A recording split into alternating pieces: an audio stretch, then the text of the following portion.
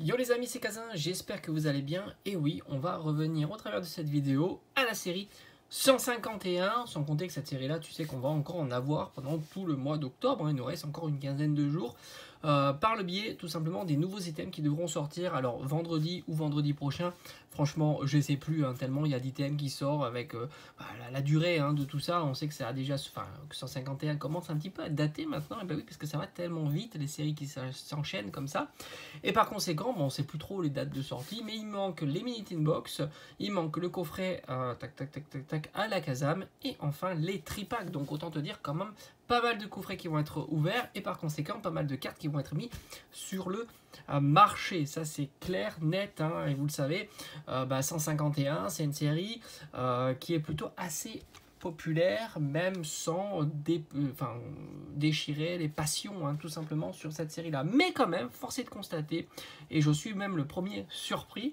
que les cartes sont quand même assez chères. C'est vrai. Franchement, je suis assez surpris. Les cartes sont vraiment assez chères et elles n'ont fait... et certaines ont fait que monter. On va parler de Salamèche, précisément. Et c'est bien de faire un petit peu un arrêt sur image et puis comme ça, ça nous permettra de comparer un petit peu son évolution au travers du temps et surtout ce qui marche pour Salamèche a tendance à marcher déjà pour les starters de cette série-là, à savoir Carapuce et Florizarre. Florizarre étant le moins populaire, Salamèche étant le plus populaire, et puis tu as entre les deux Carapuce. C'est assez marrant comment ça s'articule un petit peu comme ça. Alors ça marche pas et ça fonctionne pas toujours à tous les coups comme ça, mais c'est souvent le cas. Alors cette petite carte AR, donc déjà on est sur une rareté un petit peu élevée quand même malgré ça, une étoile, et AR tombe pas si régulièrement que ça. J'ai eu des retours catastrophiques, certains ont eu des bons retours, bon ça c'est assez compliqué d'avoir un visuel très précis sur cette carte là. Sans compter que sur ces cartes là, moi j'ai un exemplaire qui est en très très bon état, mais tu peux avoir des lignes horizontales et verticales. Ça, je l'ai déjà observé. Alors, on les observe plus souvent sur les cartes japonaises, mais tu peux les observer aussi sur les cartes européennes. C'est comme ça, c'est des défauts d'impression que tu retrouves assez régulièrement, ce qui peut impacter évidemment la valeur de ta carte, puisque si tu l'envoies à gradation, bon, les gradeurs le savent, hein, que ce sont des défauts, pas des défauts inhérents, ce sont des défauts inhérents à la production, et non pas des défauts qui pourraient être faits après la production, comme des rayures de surface ou des chocs, hein, tout simplement. C'est malheureusement des choses que l'on peut voir. D'ailleurs, je pense qu'il y en a, voilà, là peut-être que tu peux le voir légèrement, ici, une ligne horizontale, voilà, tout simplement. Mais je sais qu'il y en a qui sont beaucoup plus marqués, et ça influence évidemment le prix, surtout dans notre période où on ne pense qu'à la gradation, hein, tout simplement. C'est vrai qu'à une période, on ne se posait pas trop de questions sur l'état de la carte, enfin en tout cas beaucoup moins de questions sur l'état de la carte, mais maintenant avec le boom des gradations, oui, hein, on se pose plus de questions. Alors il faut savoir que cette carte-là, à l'heure actuelle, coûte aux alentours d'une, j'ai envie de dire entre 30 et 35 euros. Je l'ai vu un petit peu plus cher, elle commence un petit peu à redescendre aux alentours d'une trentaine d'euros, grosso modo. Mais tout ça est dynamique, évidemment, ça peut changer du jour au lendemain. Bon, alors évidemment, il peut y avoir des choses qui provoquent ce changement, et puis après, il y a tout simplement la tendance, hein, de fond. Les choses qui provoquent ce changement, je fais une petite comparaison, alors, pas pour cette carte, c'est pas possible, hein, mais des choses qui sont non prévisibles. Par exemple, ce qui s'est passé avec la carte Pikachu Van Gogh, c'était non prévisible qu'ils allaient arrêter la distribution, ce qui fait que il y a eu un changement, ce qui est logique. Là, le Salamèche, c'est une tendance. Soit les rechercher, soit les pas rechercher, question d'offre et de demande, hein, tout simplement. Je ne vois pas quelque chose, à moins qu'il y ait un gros influenceur qui hype la carte en disant qu'elle est fabuleuse, etc. Et ce qui fait un effet attracteur, hein, ça peut arriver, c'est comme de la publicité, hein, tout simplement. La publicité, c'est là le but, hein. Donc là, sans ça, je ne vois pas pourquoi cette carte serait plus prisée, ou il y aurait un pic sur cette carte-là. En tous les cas, elle est aux alentours d'une trentaine à 35 euros à l'heure actuelle. Elle avait démarré plutôt aux alentours d'une vingtaine d'euros, donc elle a un petit peu augmenté avec le temps. Et c'est le cas de pas mal de AR de cette série-là. Elle s'apprécie elle commence à s'apprécier de plus en plus.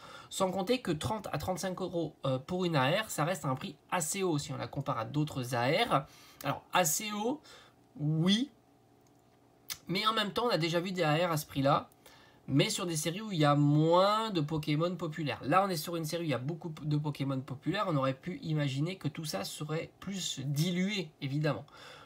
C'est pas le cas. Donc c'est ça qui m'a surpris un petit peu, c'est que malgré tout, il y a énormément de cartes qui valent entre 20 et 40 euros. Beaucoup de AR, même de la full art, etc. Et c'est ce qui est un petit peu surprenant, c'est la quantité en fait. C'est pas leur prix, parce que le prix des cartes de cette série-là sont quand même relativement bon marché, mais c'est surtout la quantité de cartes qui ont un prix entre 20 et 40 euros. C'est pas la R la plus chère. Alors j'ai pas envie de dire c'est la R la plus rare ou des choses comme ça. Ça j'en sais rien si elle est plus rare que la Pikachu, que la etc.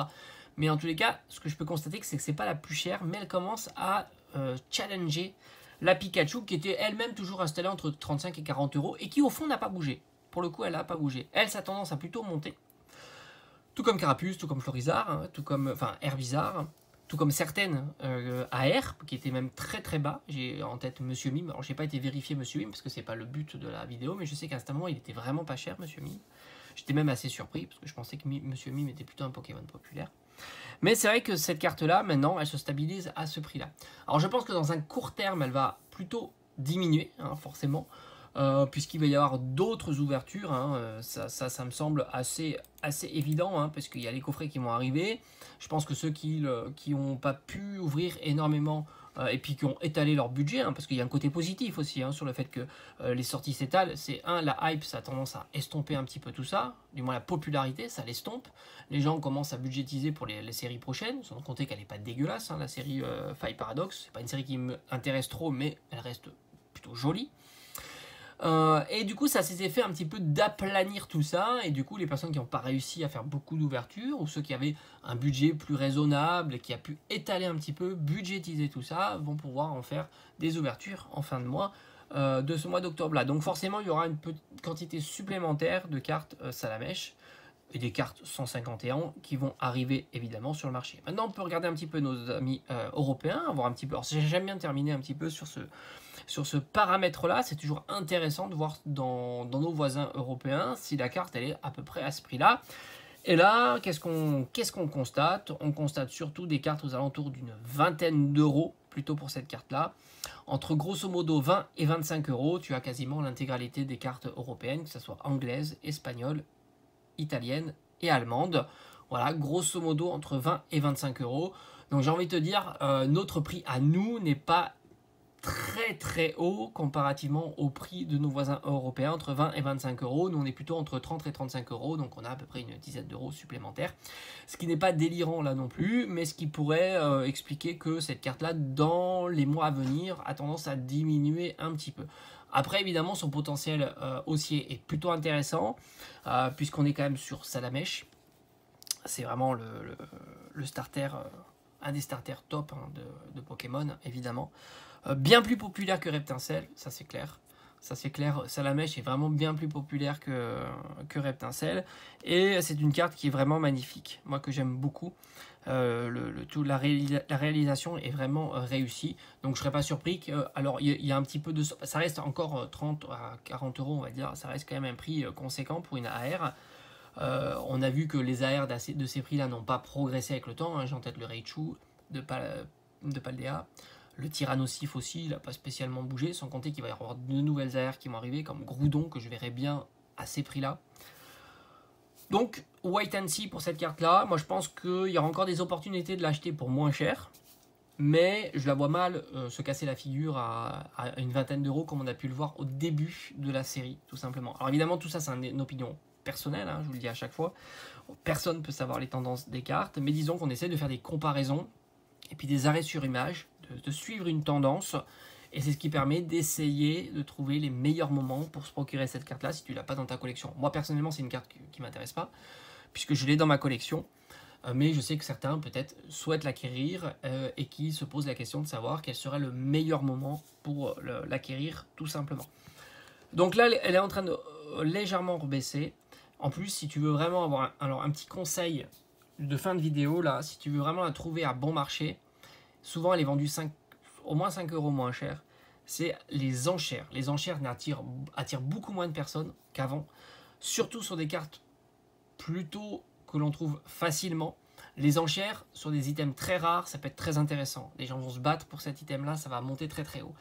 Mais sur des items beaucoup plus populaires, où tu en trouves plein, c'est beaucoup moins intéressant. Et c'est là où tu peux rentrer en scène et faire des bonnes affaires. Ça, c'est vraiment clair. Hein. parce que vous n'êtes pas nombreux à vous battre pour cette carte-là, et le but des enchères, c'est de faire des bonnes affaires, et non pas l'inverse, tout simplement. Comparativement à un item rare, qui là, bah, s'il pop jamais, bah oui, forcément, ça va être très attractif. Voilà, donc très belle carte, magnifique, surpris quand même, de voir que les AR s'en sortent si bien sur V3.5, pas par rapport au prix, parce qu'on a déjà vu ça, même on a vu plus haut, hein, le Magikarp, mais surtout par rapport à la quantité d'AR qui sont relativement hautes. Hein. On a le le Draco, oui je crois que c'est Draco, puis il y en a d'autres, hein, les starters, etc., etc. Et puis même Reptincelle, tout ça, c'est des cartes qui sont relativement chères. Allez, je te dis à bientôt sur la chaîne, portez-vous bien, ciao ciao.